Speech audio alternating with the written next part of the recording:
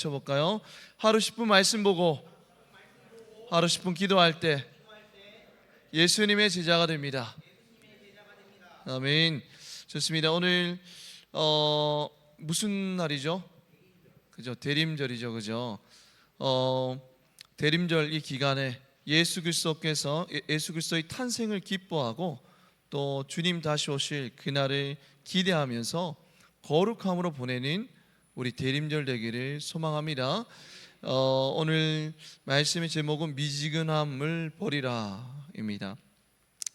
이제 이 생명의 삶이 이제 요한계시록으로 그렇게 넘어오게 되었습니다. 요한계시록은 요한에게 알게 하신 그리스도의 계시입니다. 요한계시록 책의 뜻이 뭐냐면 요한에게 알게 하신 그리스도의 계시입니다. 그냥 요한이 막 노력해서 안 것이 아니라 주님이 알게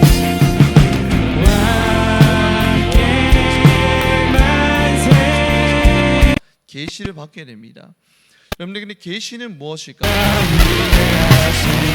아포칼립시스라고 합니다. 뭐라고요? 아포칼립시스라고 하는데 아포칼립시스에서 아포는 무슨 뜻일까요?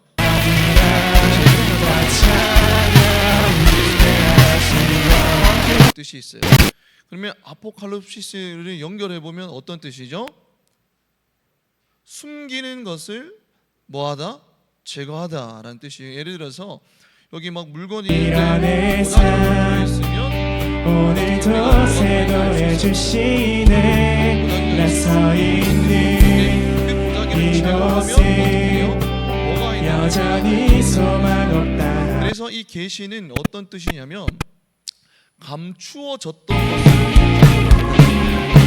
어떤 뜻이요? 감추어졌던 것을 드러낸다라는 뜻이 바로 계시입니다. 그러니까 주님이 감추어져 있는 것을 주님이 드러내 보여야지만 우리가 알 수 있는 게 뭐라고요? 계시라는 거예요. 주님이 주권이죠. 뭐 우리 노력으로 해서 된 것이 아니라 주님이 보여주셔야만 우리가 볼 수 있는 것이 계시입니다. 그런데 오늘 이 말씀에 누구에게 그 감추어져 있던 것을 누구에게 그렇게 드러내실까요? 요한계시록 1장 20절에 보면 일곱 촛대들이라고 나옵니다. 여러분들 일곱 촛대들은 무엇을 의미할까요? 촛대들이라고 해서 막 여기 있는 초 이런 것들이 아니라 일곱 촛대들은 일곱 교회들을 의미합니다. 여러분들 이 소아시아의 일곱 교회를 의미하는 거예요. 여러분들 저는 초등학교 때 숫자 숫자 놀이인가 뭐 그런 거 할 때 숫자를 골라라고 하면 여러분들은 보통 어떤 숫자를 고릅니까? 4. 4요? 왜요?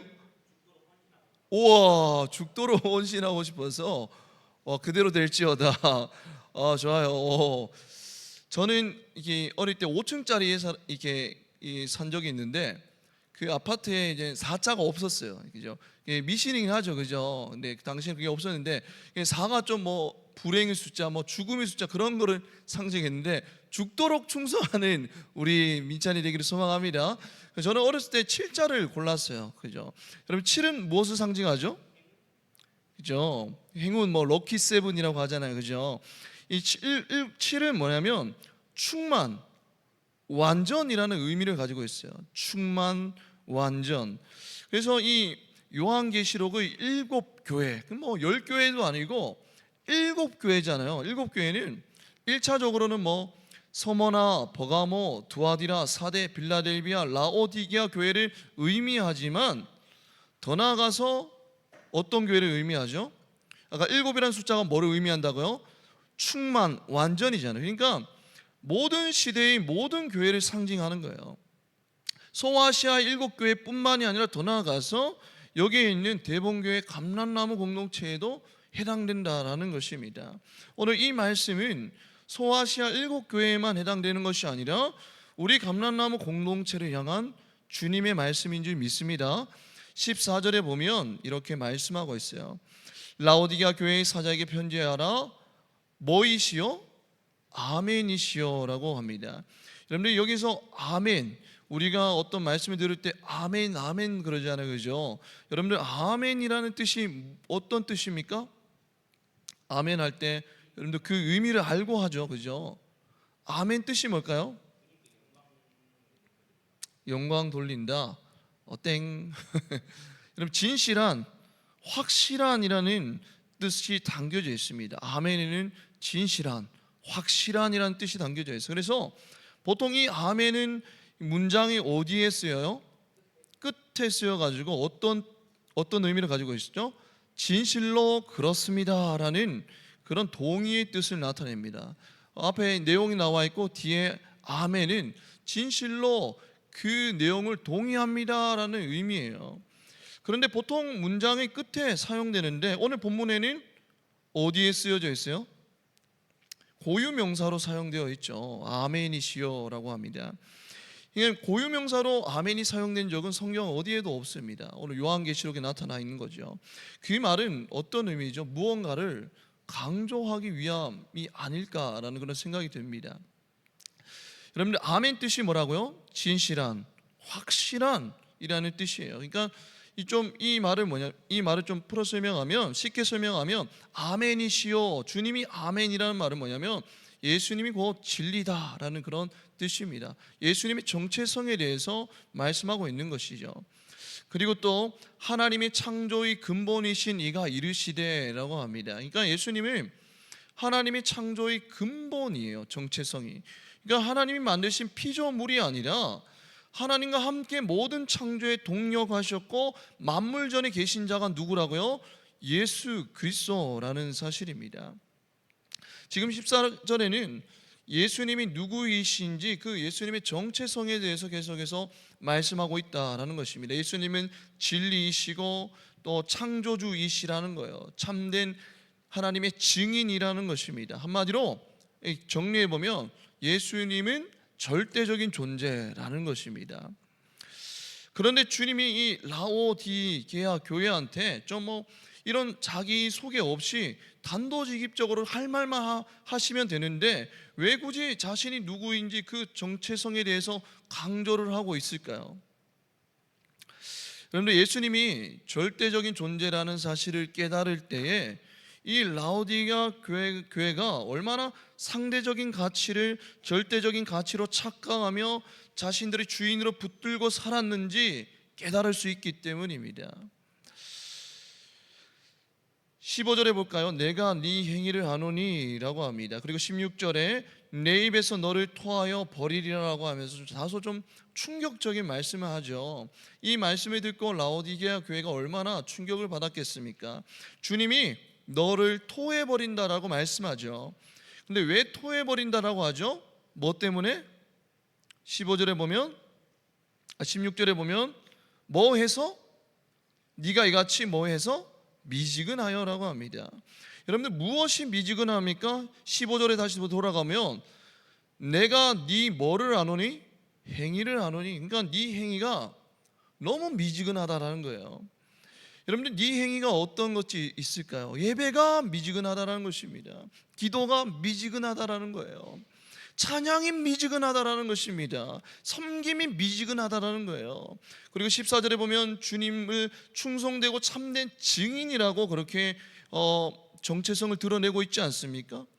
증인이래요. 주님은 하나님이 증인입니다. 그럼 뭐죠? 복음을 전하는 그 행위들이 너무 미지근하다라는 것입니다. 여러분 이런 미지근함이 토할 것 같다라고 주님이 고백하고 있다라는 거예요. 저희 초등학교 때 누가 뭐 싫은 행동이나 싫은 음식이나 싫은 어떤 뭐 대상을 가져가 오면 여러분들 그거 했으면 왜 하면서 이런 거 했어요.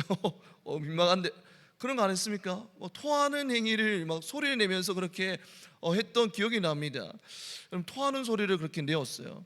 근데 조금 더 컸을 때는 그런 뭐 소리는 내지 않았지만 우리가 어떤 싫은 뭐 대상이나 뭐 싫은 음식이 왔을 때 뭐라고 하죠? 이걸 보고 토할 것 같다라고 그렇게 표현하잖아요. 아, 토할 것 같아라고 그렇게 말하지 않습니까?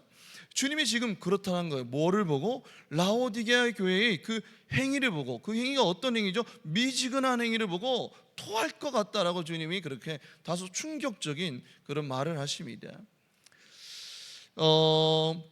라오디게아 이 지역은 어떤 지역이었냐면 물이 좀 부족한 지역이었어요. 그래서 이 라오디게아 북쪽에 있는 약 11km 지점에 위치한 히에라볼리라는 그런 지역이 있는데, 히에라볼리에서 어떤 물이 흘러왔죠? 뜨거운 온천수가 막 흘러옵니다. 그리고 라오디게아의 동쪽에 있는 16km 지점에 있는 골로세라는 지역에서 어떤 물이 흘러오죠? 차가운 물이 흘러나와요. 그래서 도수관, 그러니까 요즘 말로 말하면 파이프죠. 이 수도 파이프를 통해서 그 물을, 뜨거운 온천수와 차가운 물을 운반합니다. 라오디게아로. 그런데 한 10km 이상 물이 막 흘러내리면 그 물이 온도가 어떻게 되죠? 변해 있다라는 거예요. 뜨거운 온천수도 미지근해지고 차가운 물도 미지근해진다라는 것입니다. 그런데 뜨거운 온천수는 어디에 좋을까요? 여러분 온천 다 가봤죠, 그죠? 온천에 몸을 담그면 어떠나요? 피로가 싹 풀리죠, 그죠? 뜨거운 온천수는 치료의 효과가 있습니다. 그리고 차가운 물은 어떤 효과가 있죠? 심신을 맑게 해주는 효과가 있는 거예요. 이 둘 다 이 각자의 역할이 있습니다. 물도. 그런데 그런 효과가 물이 흘러내려오면서 다 사라진다는 거예요. 즉 미지근한 물은 뭐냐면 이 라오디게아 교회의 미지근한 신앙을 나타내는 거예요. 이도저도 아닌 뭐 치료 효과도 없고 심신을 맑게 하는 효과도 없는 이도저도 아닌 미지근한 신앙을 나타내는 것입니다. 그래서 이 미지근하여의 원어에는 어떤 뜻이 있냐면 열성이 없는 이라는 의미가 담겨져 있어요. 뭐가 없다고요? 열성, 즉 열정이 없는 이라는 의미가 미지근하여에 담겨져 있다라는 것입니다. 여러분 믿음이 중요하죠, 그죠? 근데 믿음도 다 같은 믿음이 아니라는 것입니다. 여러분 믿음도 어린아이 같은 믿음이 있고 장성한 믿음이 있어요. 믿음에도 레벨이 있죠. 연약한 믿음이 있고 굳건한 믿음이 있습니다. 그런데 근데 우리 믿음이 시간이 흐르고 자라면 자랄수록 어떤 믿음이 되죠? 만약에 우리 믿음이 날마다 주 안에서 주와 딱 가지가 나무에 딱 붙어 있어 가지고 그 가지에 생명이 있으면 그 가지가 자라나죠. 우리 믿음이 주 안에 딱 붙어 있어 가지고 자라나면 자라날수록 어떤 믿음이 되죠? 열정이 있는 믿음이 됩니다. 그리고 열정이 생기면 반드시 어떤 열매를 맺게 되죠? 예수님이 아까 정체성이 어떤 정체성이었죠? 참된 증인이시오라고 했잖아요. 반드시 예수를 증거하는 그런 열정이 있게 됩니다. 여러분들 그런 열정을 한번 느껴보셨습니까? 믿지 않는 자들에게 복음을 전하려고 그렇게 예수는 열정이 있냐라는 거예요. 여러분 저는 지난번에도 말했지만 한 달 전에 경산중앙교회에서 전도 폭발을 다녀왔습니다. 근데 그분들은 뭐 세미나 때만 하는 것이 아니라 매주마다 밖에 나가서 그렇게 전도를 하세요. 근데 전도하는데 뭐 단순히 물티슈 나누고 뭐 예수 믿으세요, 교회에 나오세요 이게 아니라 딱 한 사람 앉아 있으면 가가지고 거기서 뭐 30분 동안 복음 전하는 거예요. 한 사람 붙들고. 도대체 그런 열정이 어디서 나오냐는 겁니까? 여러분 그러니까 교회가 성장할 수밖에 없죠. 경산중앙교회 되게 크잖아요. 물론 뭐 숫자가 많다라고 해서 뭐 반드시 그게 뭐 건강한 성장이라고 단정 지을 수는 없지만 반대로 생각해서 건강한 교회는 또 몰려들 수도 있잖아요, 그죠? 전도하잖아요, 그죠? 많은 교회가 성장하기를 원해요. 여러분도 우리 교회가 성장하기를 원하십니까? 영적으로 수적으로 성장하기를 원하십니까? 원하죠. 당연히 원하죠. 박물관 교회가 되기를 원하는 그런 사람들은 없을 겁니다. 그런데 성장하기를 원하지만 그에 대한 대가는 치르지 않는다라는 거예요. 전도에 대한 열정을 상실한 믿음을 가지고 있지는 않습니까? 여러분들 이 공동체 안에서 이 믿음이 흔들리는 자들이 보이면 바로 달려가서 그들을 회복시키려고 도우려는 그 열정의 모습이 우리 안에 있냐라는 거예요. 믿음이 실족하고 넘어진 자가 있다라면, 세상 가운데서 믿음이 흔들리려는 그런 청년이 있다라면 바로 가서 같이 이야기 들어주고 그를 도우려는 열정이 우리 안에 있냐라는 것입니다. 또 믿음이 없는 그 세 가족이 오잖아요, 그죠? 그러면 뭐 한 주 이제 안 보이니까 한 주 동안 연락 안 하다가 한 주 안 보이니까 뭐 부랴부랴 의무적으로 연락하는 것이 아니라 먼저 한 주 한 주 미리 정성을 다해서 연락하고 챙겨주는 그런 열정이 우리 가운데 있냐라는 거예요. 또 소그룹 원 안에서 한 청년이 힘들어하면, 믿음이 흔들리면 먼저 다가가서 도와주려는 그런 열정이 우리 안에 있냐라는 것입니다. 바로 그 열정이 사람을 살려내는 것이죠. 화건 복음화 협의회 관계자를 통해서 이렇게 이야기를 들었는데, 대학교에서 이젠 종교 관련해서 가장 성장하는 단체가 한 3가지가 있다라고 합니다. 여러분들이 대학교에서 막 성장하고 종교 관련한 단체 중에서 지금 막 성장하는 단체 3가지 뭐가 있을까요? 본인이 다니는 지금 피하라고 했어요. CCC. CCC 정답입니다. 또 뭐가 있을까요? 없어요. 그런 거 없어요. 뭐가 있을까요? 신천지랑 하나님의 교회랑 CCC, 이 3가지라고 합니다. 여러분, 공통적인 특징이 뭔지 아십니까? 신천지, 제가 어제 기사 봤는데 충남대에 총학생회랑 이런 동아리방이랑 신천지가 다 장악했대요. 지금 심각하다라고 합니다. 그래서 지금 이슈가 되고 있죠. 여러분, 이 공통적인 특징이 뭐죠? 전도에 대한 열정이 있다라는 거예요. 자신들이 믿는 진리에 대한 열정이 있잖아요. 그래서 그걸 막 증거하잖아요. 어떻게든지 전도하려고. 여러분, CCC는 전도하는 선교단체잖아요. 그죠? 나가서 막 전도합니다. 망하지 않잖아요. 그죠? 근데 CCC 말고 다른 기독교 동아리들은 보통 동아리 내에서 활동합니다. 다른 동아리에서는 같이 책 읽고 공부하고 그걸로 끝나요. 그것도 나쁘다는 것이 아니라 그걸로 끝나니까 더 이상 이제 오지 않는다라는 거예요. 계속 서서히 죽어가죠. 그러나 CCC는 계속해서 부흥해 간다는 거예요. 왜죠?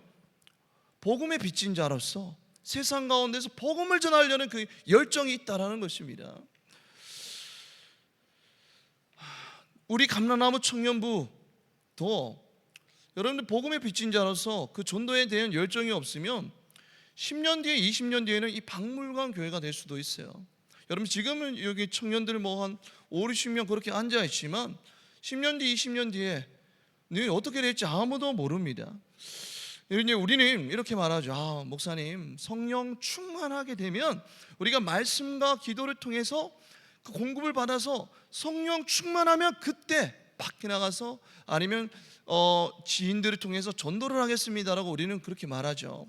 그러나 그것도 맞는 말이지만, 그러나 반대로 생각해서 우리가 두렵고 떨리지만 그럼에도 전도가 하나님의 명령이기 때문에 그 말씀에 순종해서 나아가서 전도할 때에 성령 충만해지는 역사가 일어난다는 거예요. 그러나 우리는 전자만 생각하죠. 주님이 그런 열정을 원하신다는 것입니다. 16절에 보면 미지근하기 때문에 주님이 토하여 버린다라고 합니다. 이것은 여러분들 그냥 어떤 의미, 겉면의 의미를 넘어서서 강력한 경고를 의미해요. 원어를 보니까 강력한 경고입니다. 그러니까 라오디게아 교회에 대한 예수 그리스도의 격앙된 감정을 표현하는 거예요. 여러분들, 예수님이 공생의 사역 기간에 언제 감정이 격해져 가지고 그랬죠? 언제 그랬습니까? 성전에서 그러면 장사하는 한전하고 장사하는 사람들 보고 엎어버리셨잖아요. 그때 감정이 격해지셨잖아요. 그 온유한 예수님 또 그것을 보고 감정이 격해졌다는 거예요. 마찬가지로 예수님이 오늘 이렇게 감정이 좀 격해져 있는데 그 정도로 예수님은 뭐를 증오하신다라고? 미지근한 신앙을 증오하신다는 겁니다. 우리는 이걸 기억해야 돼요. 라오디게아 교회는 어떤 교회였죠? 자신들이 부를 이용해서 세상의 재미도 즐기면서 천국 소망을 가지고 살아가는 자들이었어요. 세상에 좀 적당히 발도 거치면서 즐길 거 다 즐기려다가도 천국에 가기를 원하는, 또 교회에도 발을 걸치는 그런 사람, 양다리를 걸치는 사람들이었습니다. 주님이 증오하시죠. 여러분, 날씨가 추워집니다. 여러분들은 날씨가 추워지면 어떤 음식이 땡깁니까? 붕어빵 땡기죠. 붕어빵 좋죠. 그죠? 요즘에 많이 비싸졌어요. 여러분, 붕어빵도 있고 또 뭐가 땡깁니까? 붕어빵 다음에 국화빵이 나올 줄 몰랐어요. 또 뭐가 나오죠? 붕어빵, 국화빵 또 뭐? 그런데 상빈이가 좋아하는 밥 어떤 밥이죠? 국밥, 네, 국밥을 좋아한다라고 합니다. 부산에 뭐 맛있는 국밥집 있다 하는데, 근데 우리 추워지면 저도 국밥을 정말 좋아하거든요. 그럼 국밥집에 가면 이모 돼지국밥 한 그릇이요라고 주문하죠. 근데 국밥이 딱 테이블 위에 놓이는 순간 여러분들 그 국밥에서 뭐가 나와야 되죠? 김이 모락모락 나와야 되잖아요, 그죠? 그게 국밥의 그 묘미 아닙니까? 그게 정상입니다. 근데 여러분들 국밥을 시켰는데 김은 보이지도 않아요. 그래서 한 숟갈 국물을 딱 떠 먹어봤는데 이 국물이 어때요? 미지근해요. 그러면 여러분들의 반응은 어떻습니까? 그냥 먹습니까? 아니면 이모를 부릅니까? 그냥 먹는다. 손 한번 들어볼까요? 오, 윤호, 양반입니다. 윤호 한 명. 우울하고 막 정죄하고 지금 2명 나왔어요. 나는 그럼 이모를 부른다. 뒤에 창렬 형제는 요셉이랑 그럼 아무것도 아닌 사람 뭡니까? 버립니까? 이렇게 토합니까? 그 자리에서 여러분, 그죠? 저 같으면 이게 이모를 부를까요? 이모 하면서 미지근하다고 좀 다른 국밥으로 새 국밥으로 바꿔달라고 그렇게 요청을 할 거예요. 왜냐하면 국밥은 따뜻해야 정상이지 않습니까? 그죠? 미지근하게 나오는 국밥은 손님들에게 버림을 당할 거예요. 그 가게는 버림을 당하는 가게입니다. 한 번 갔는데 미지근하다, 그럼 이해할 수 있는데 두 번 갔는데 미지근하다, 세 번 갔는데 또 미지근하다, 계속 미지근한 국밥이 나오면 그 국밥은 언젠가 반드시 짧은 시일 안에 망하게 될 것입니다. 손님들에게 버림을 당하는 가게가 되죠. 여러분들이 그런 라오디게아 교회에게, 미지근한 교회에게 주님은 토하여 버리리라라고 말씀하고 있다라는 것입니다. 여러분들, 우리 교회가, 우리 대봉교회와 또 감람나무 청년부가 어떤 영적 상태에 있는지 늘 점검해 보아야 합니다. 왜냐하면 라오디게아 교회는 자신이 어떤 상태에 있는지 몰랐기 때문이에요. 여러분들, 자신이 어떤 상태에 있는지 모르는 것, 그것만큼 위험한 게 없다라는 것입니다. 여러분들, 알코올 중독자가 알코올 중독인지 모르는 것만큼 위험한 게 없어요, 그죠? 막 술을 막 밥 먹듯이 먹는데 나는 중독이 안 되었어라고 하면 골치 아프잖아요, 그죠? 여러분들, 알코올 중독에 대한 치료는 어디서부터 시작되죠? 내가 알코올 중독자라는 것을 인식하고 인정하는 것에서부터 그 치료가 시작됩니다. 여러분들, 자기를 진단하는 것만큼 중요한 것이 없다라는 것입니다. 그런데 우리는 대부분 나 자신을 진단하는 것은 소홀히 하고 자꾸 다른 사람을 진단하려고 하죠. 저도 그럴 때가 많습니다. 그래서 나의 들보는 보지 못한 채 자꾸 남의 티만 자꾸 빼려고 하죠. 그러니까 우리 신앙이 어떻죠? 변화가 없는 신앙이에요. 성장이 없는 신앙. 딱 라오디게아 교회가 그랬다라는 것이, 자신이 어떤 영적 상태인지 알지를 못했어요. 여러분들, 그런데 이 라오디게아 교회는 왜 미지근한 신앙에 머무르게 되었을까요? 한번 볼까? 17절에 보면 이렇게 말합니다. 네가 말하기를 나는 부자라 부요하여 뭐가 없다? 부족한 것이 없다라고 합니다. 그러니까 주후 60년경에 트르키예 지역에서 대지진이 일어납니다. 한 몇 년 전에 트르키예 지역에서 엄청 큰 지진이 일어났죠, 그죠? 여기 지진대가 있는 그런 곳입니다. 그래서 거의 모든 도시들이 붕괴되어 버렸어요, 주 60년에. 그래서 그 지역을 통치하고 있던 로마 지역에서 구제금을 주어서 회복을 시킵니다. 이 많은 도시들이 무너져 가지고 그 도시에 구제금을 줘서 회복시켰어요. 그런데 단 한 지역, 어떤 지역이죠? 라오디게아 지역은 그것을 받지 않았어요. 왜죠? 우리 돈으로 할게. 구제금 필요 없어. 우리 돈으로 할게. 그 정도로 뭐가 많았죠? 돈이 많았다라는 거예요. 자신의 돈으로 그 도시를 다시 재건할 정도로 돈이 엄청 많았다라는 것입니다.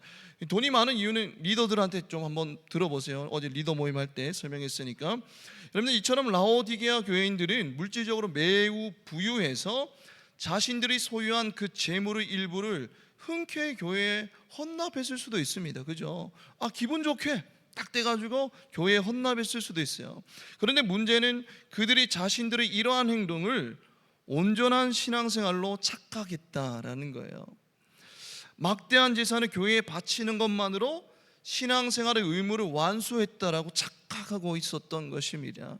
더 나아가서 자신들의 신앙에 있어서도 나는 부자라 부여해서 부족한 것이 없다라고 자랑할 만큼 매우 교만한 자들이었습니다. 여러분들, 라오디게아 교회는 자신이 가진 물질을 영적인 부여를 가늠하는 척도로 착각했던 거예요. 역설적이게도 라오디게아 교회는 물질적인 부유함에도 불구하고 영적으로는 어땠죠? 심각한 결핍에 직면해 있었다는 것입니다. 그리고 더 큰 문제는 이러한 영적인 가난함에 대해서 너무나 무감각했다라는 거예요. 물질이 부유하니까 그들의 영적인 상태도 부유한 줄 알고 그렇게 착각하며 살아갔다라는 것입니다.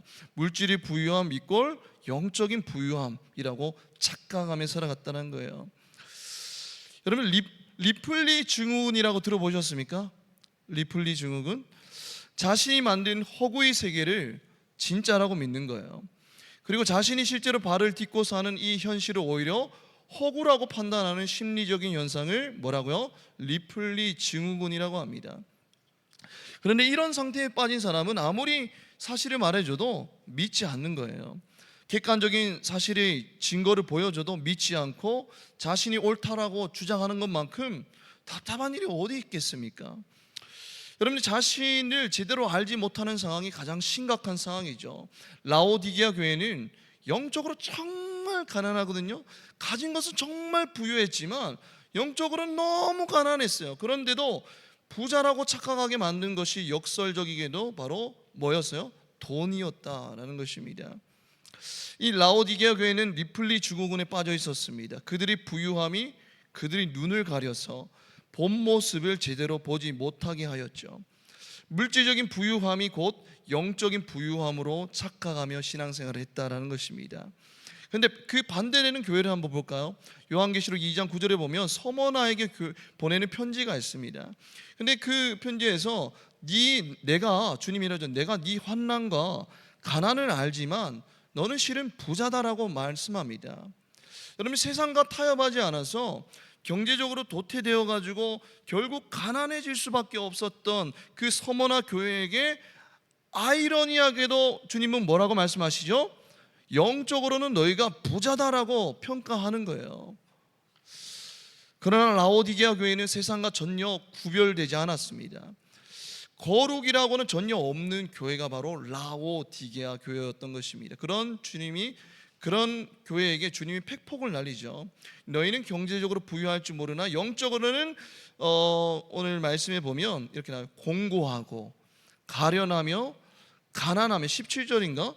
공고하며 가련하며 가난하며 눈이 멀었으며 벌거벗었다라고 하면서 현실을 직시하게 합니다. 그죠? 17절 맞네요. 여러분들, 엄청난 영적으로 진단을 내리죠. 주님께서 너희 실체들이 바로 이것이다라고 하면서 진단을 내립니다. 그리고 18절에 보면 이제 예수님께서 이제 17절에서 진단을 내린 다음에, 여러분, 우리가 병원에 가면 진단 내리고 나서 의사가 뭐를 하죠? 처방을 내리잖아요, 그죠? 18절에서 이제 그에 대한 처방책 3가지를 말씀하는데 시간상 첫 번째 처방책만 말씀드리겠습니다. 나머지는 우리 리더들한테 물어보세요. 첫 번째로는 뭐죠? 내가 너를 권하노니 내게서 뭐를? 불로 연단한 금이라고 합니다. 여러분들, 영적인 풍족을 원한다라면 뭐를 사라고요? 불로 연단한 금을 사라라고 주님이 말씀하고 있는 거예요. 여러분들, 우리가 금을 막 뜨거운 곳에 가열하잖아요. 왜 금을 뜨거운 곳에 왜 가열합니까? 뭐를 없애기 위해서? 불순물을 없애기 위해서 금을 막 뜨거운 곳에 가열하잖아요, 그죠?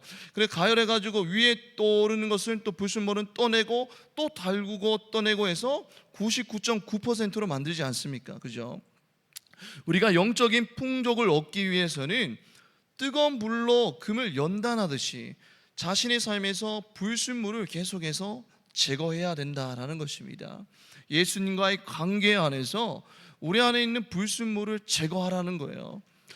여러분들, 여러분들을 영적으로 가난하게 만드는 불순물이 뭐가 있습니까? 한번 생각해 보시기 바랍니다. 나를 영적으로 가난하게 만드는 불순물들이 뭐가 있습니까? 하나님, 예수님보다 더욱더 내가 사랑하는 것들이 어떤 것들이 있습니까? 그것들이 내 눈을 가리고 있진 않은지, 내 영적인 상황을 너무나 가난하고 궁핍하게 만들고 있진 않는지 여러분 한번 점검해 보기를 소망합니다. 그리고 나서 이제 19절에서 20절에 보면 이렇게 나와 있는데, 볼지어다 20절에 19절에서 이제 내가 사랑하는 자를 책망하여 징계하노니라고 하죠. 예수님이 징계하신다라고 합니다. 여러분들, 징계는 뭐를 의미하죠? 사랑을 의미합니다. 여러분들, 사단은 우리를 정죄하죠. 우리가 잘못하면 정죄합니다. 너는 이제 죄를 지었으니까 이제 지옥 가야 돼 라고 하면서 정죄를 하지만 하나님은 우리를 어떻게 하죠? 정죄가 아니라 뭐를 하죠? 징계를 합니다. 사랑하기 때문에 돌아오라고, 올바른 길로 돌아오라고 징계를 하죠. 그 다음에 그러므로 네가 뭐를 내라? 열심을 내라, 회개하라라고 하면서 열정을 강조하고 있습니다. 그리고 나서 이제 마지막으로 20절에 보면, 볼지어다 내가 어디 밖에 서서, 문 밖에 서서 두드러니라고 합니다. 그렇습니다. 여기 문은 뭐를 의미하냐면 마음이 문을 의미하는 거예요. 자신들의 영적인 그 상황을 인식하지 못하고 있는 그 사람들을 향한 사람들인 거예요. 그들의 마음의 문을 의미합니다. 그리고 두드리노니라고 말씀하고 있는데, 이 두드리노니는 원어가 크루오입니다. 크루오. 근데 크루오는 노크하다, 두드리다라는 뜻인데, 현재형으로 한번 두드리고 그치는 것이 아니라 계속해서 두드리는 것을 의미하는 거예요. 현재형으로 그렇게 나와 있습니다. 이것은 여전히 회개하지 않는 교회와 사람들에 대한, 그럼에도 불구하고 여전한 예수 그리스도의 사랑을 나타내는 거예요. 우리가 그냥 한번 두드리다가 이렇게 별로 시원찮으면 떠나잖아요, 그죠? 그러나 예수님은 포기하지 않고 두드린다는 거예요. 우리를 향한 예수님의 사랑이라는 것입니다. 그리고 나서 누구든지 내 음성을 듣고 문을 열면이라고 하는데, 예수님께서는 가업적인 방식으로 그 마음의 문을 열지 않는다는 사실이에요. 억지로 쳐들어가 가지고 문을 여시는 것, 강제적으로 여시는 것이 아니라 아주 인격적으로 인내하며 여러분들을 기다리고 있다라는 것입니다. 그만큼 우리를 사랑하신다는 거예요. 그리고 나서 내가 그에게로 들어가서 그와 더불어 먹고 그는 나와 더불어 먹으리라라고 합니다. 함께 음식을 나눈다라는 것은 고대부터 지금까지 이르기를 어떤 의미가 있죠? 음식을 나눈다는 것은 친밀감이 있다라는 거예요, 그죠? 화해와 신뢰, 그리고 친밀감을 의미합니다. 그래서 예수님이 별명이 뭐였죠? 세리와 죄인들과 창녀들, 세리와 죄인들이 친구라고 불려졌죠. 왜냐하면 그들과 식사를 같이 했기 때문입니다. 그러니까 더불어 먹는다라는 것은 무엇을 의미하냐면 예수님과 영적으로 긴밀한 교제를 나누는 것을 의미하는 거예요. 여러분, 주님께서 여러분들 문 밖에, 마음의 문 밖에 서서 나야 라고 문을 두드리실 때, 여러분 그 의미를 빨리 알아채고 문을 여는 그런 순종이 필요합니다. 문을 열고 나면 뭐가 일어나게 되죠? 주님과의 식탁 교제가 일어나는 거예요. 그리고 화해가 일어나게 되고 친밀한 관계가 다시 회복되는 역사가 일어난다라는 것입니다. 그런데 많은 사람들이 문을 열지 않아요. 드라마도 좀 이 시간에 봐야 되겠고, 책도 봐야 되겠고, 친구들이랑 놀아야 되고, 유튜브도 좀 봐야 되고, 운동도 좀 해야 되고, 여러 가지 이유 때문에 주님이 문을 두드리고 있을 때 문을 열지 않고 있다라는 것입니다. 여러분, 누군가에게 삶의 공간을 연다라는 것은 어떤 의미가 있죠? 자신만의 공간을 포기한다라는 의미가 있습니다. 내 공간에 주님께서 깊이 들어오는 것을 기뻐하는 것이죠.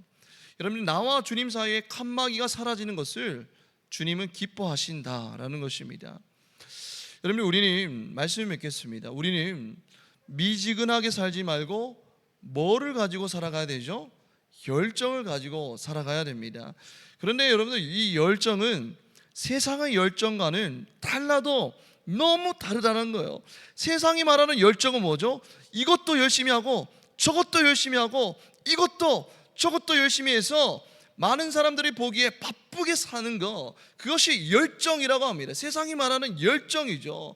바쁘게 살아서 목표를 성취하는 것, 내가 원하는 목표를 성취하는 것, 이것이 바로 세상이 말하는 열정을 의미하죠. 그래서 사람들은 박수를 칩니다. 정말 저 사람 열정적으로 사네라고 칭찬하죠. 그러나 주님이 원하시는 진정한 열정은 뭐라고 말씀하고 있죠? 주님의 음성을 듣고 노크하는 소리를 들고 마음문을 열고 주님과 늘 교제하며 동행하며 살아가는 것, 주님 한 분만 집중하는 것, 이것이 바로 열정적으로 사는 거예요. 미지근하게 사는 것이 아니라 주님과 교제하고 살아가는 것이 바로 열정적으로 사는 삶이라고 주님이 우리에게 말씀하고 있다는 것입니다. 내 안에 계신 예수 그리스도, 그 예수 그리스도를 늘 바라보며 교제하며 열정적으로 살아가고 있습니까?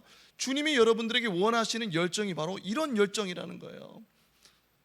오늘 말씀을 기억하면서 우리 다 같이 찬양함으로 나아가겠습니다.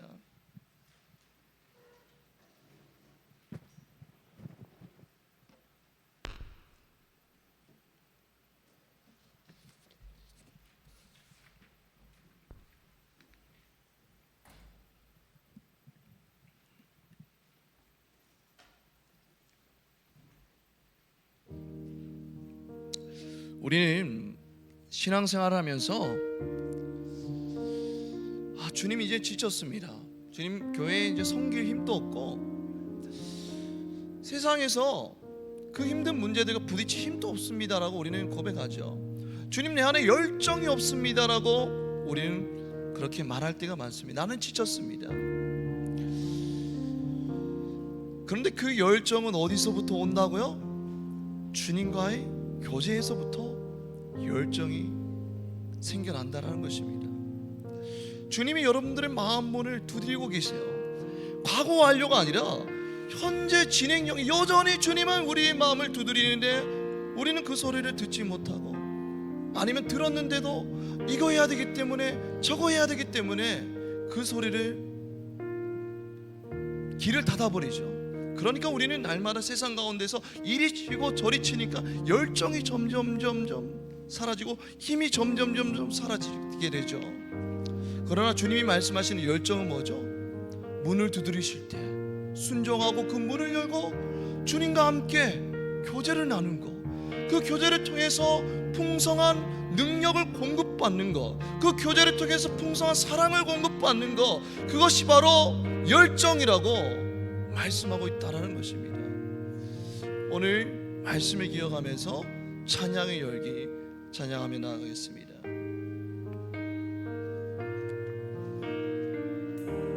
찬양의 열기, 찬양의 열기, 모두 끝나면 주 앞에 나와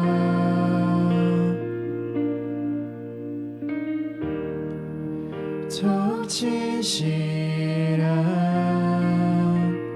예배 드리네. 주님을 향한 한 번 더 고백하겠습니다. 찬양의 열기, 찬양의 열기, 모두 끝나면 주 앞에 나와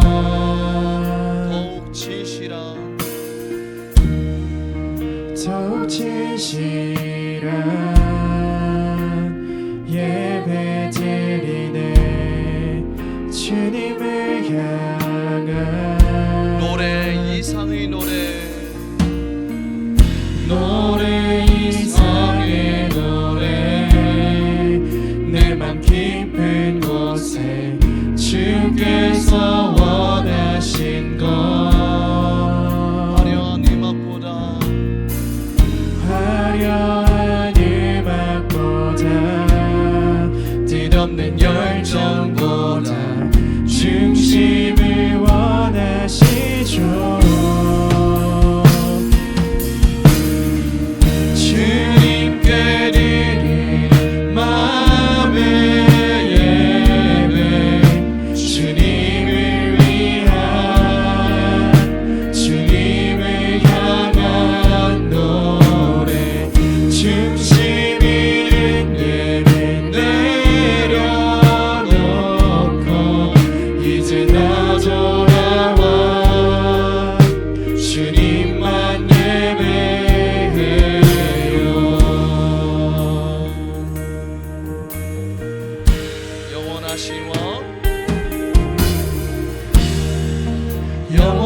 영원하시와 표현치 못할 주님의 존귀 가난할 때도 연약할 때도 가난할 때도 연약할 때도 주의 모든 것 한 번 더 고백하겠습니다. 영원하시와 영원하시와 표현치 못할 주님의 존귀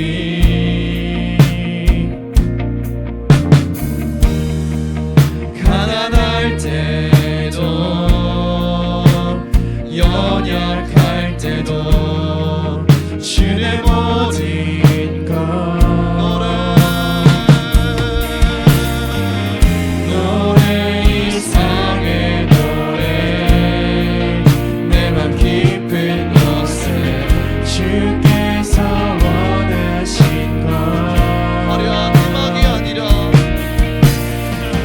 화려한 음악보다 뒤덮는 열정보다 중심을 원하시죠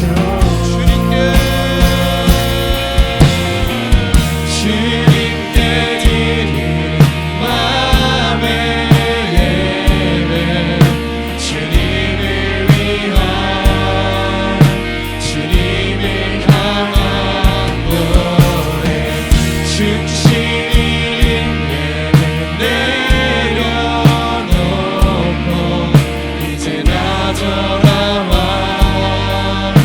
주님만 예배드려 주님께 드릴 마음의 예배 주님을 위한 주님을 향한 노래 중심을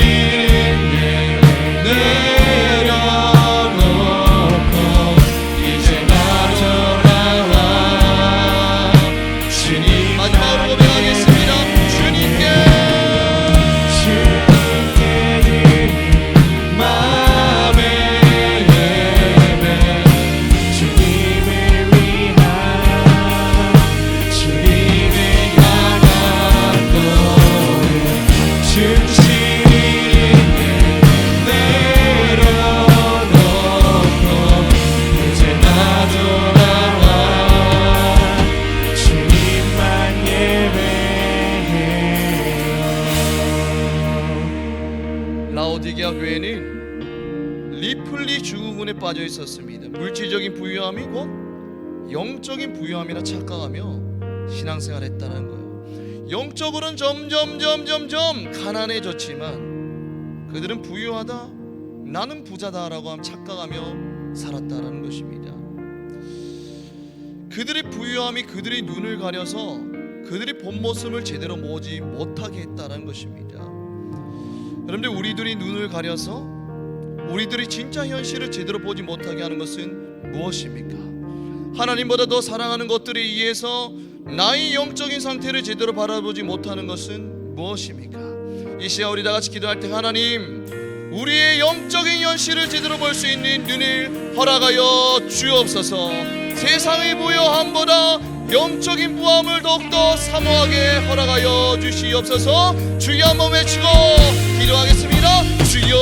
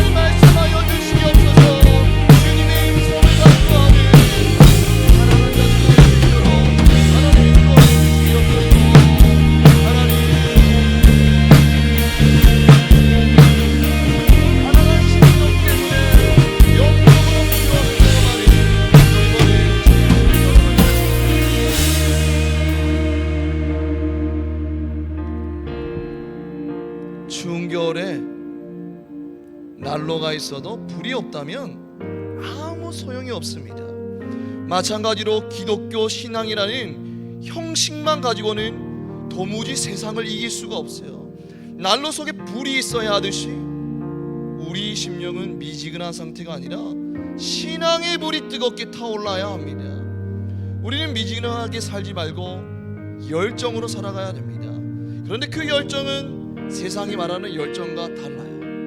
세상은 이것저것 많은 일들을 열심히 하는 것을 열정이라고 합니다. 그러나 진정한 열정은 주님의 음성을 듣고 마음 문을 열고 늘 주님과 교제하며 동행하는 것, 주님 한 분만 집중하는 것, 이것이 바로 열정적으로 사는 거예요. 우리 마지막으로 기도할 때 하나님, 세상의 열정을 따르는 자들이 아니라 주님이 원하시는 열정을 따라 살게 하옵소서. 늘 주님과 교제하는 그 열정을 사모하게 허락하여 주시옵소서. 주여 한번 외치고 기도하겠습니다. 주여.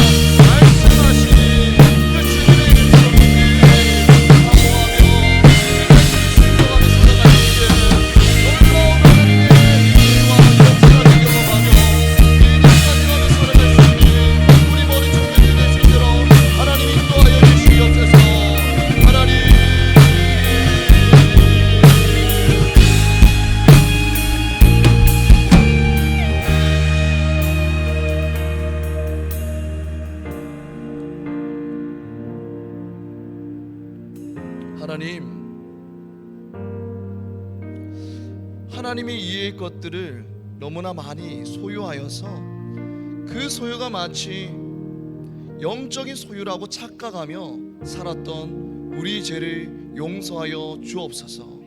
하나님이 이의 것들을 너무나 많이 사랑하였기 때문에 그것들이 우리 자신의 영적인 실체를 제대로 바라보지 못하게 하였음을 용서하여 주옵소서. 날마다 주님을 바라봄으로 내 자신이 영적인 상태가 어떠한지 늘 점검하며 살아갈 수 있는 우리 감람나무 청년부 될 수 있도록 하나님 인도하여 주시옵소서. 세상의 열정을 따라가는 자들이 아니라 주님이 말씀하실 때 마음 문을 열고 주님과 더불어 교제함으로 말미암아 주님이 주시는 힘과 능력으로 열정 있게 살아갈 수 있는 우리 감람나무 청년부 될 수 있도록 인도하여 주옵소서. 그리하여서 세상이 감당치 못할 믿음의 공동체로 날마다 성장하는 우리 감람나무 공동체 될 수 있도록 하나님 축복하여 주시옵소서. 사랑이 많으신 우리 주 예수 그리스도 이름으로 기도드립니다. 아멘.